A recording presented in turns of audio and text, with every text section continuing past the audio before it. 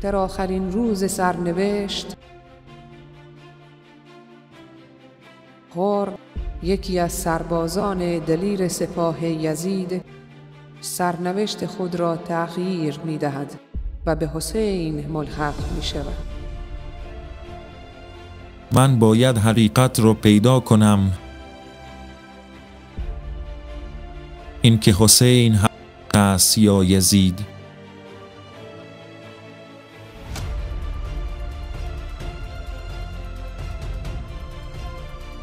سپاه یزید، سربازان من، آماده باشید تا جلوی حسین را بگیرید.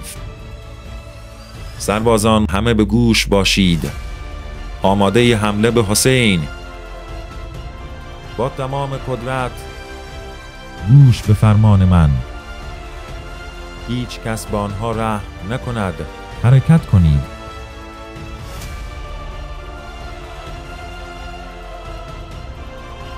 از دور آنها را می‌بینم. هور با سربازانش جلوی سپاه امام حسین را گرفتند. به در دشت نینوا نگه داشتند. آیا این کاری که می‌کنم درست است؟ او فرزند پیغمبر است.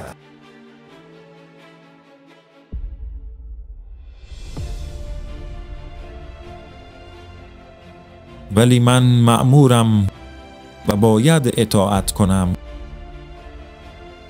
این حسین کیست که من با او می جنگم؟ مگر نه این که فرزند پیغمبر است؟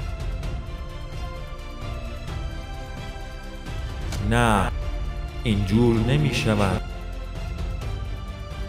باید با حسین صحبت کنم. به پیش او می روم و از او می پرسم. وای خدای من، با این دستها چه کار کرده ام؟ او به من گفت اگر بهشت را می خواهی نزد من است. ای خدا کمکم کن راه درست را انتخاب کنم. اکنون راه درست را انتخاب کردم. با آن راه حسین است، راه نور و بهشت، راه رستگاری. سربازان من خود را بین دو راهی می بینم. من پیش حسین می روم تا از او بپرسم. شما هم اگر خواستید با من بیایید. هور خود را به امام حسین می رساند، در حالی که امید به پذیرش توبه‌اش نزد فرزند پیغمبر را داشت. سلام بر تو ای فرزند پیغمبر. سلام بر تو هور. مرا ببخش که دیر آمدم. آیا توبه مرا میپذیری ابن رسول الله؟ چون امیدم به شماست. من خیلی گناهکارم. من شما را به این جنگ کشاندم. بلند شو هور. توبه تو قبول است.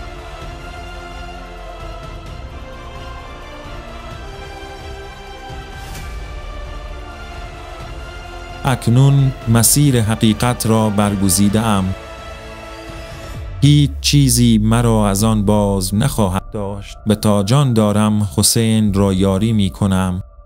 سربازان من، همه به گوش باشید چی می گویم.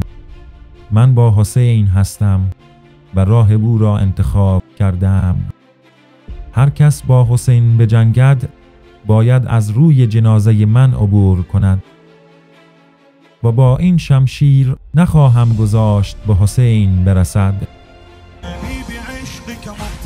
قد كنت رحمة للملا نور الولاية بكربلاء منو حبيبي يا حسين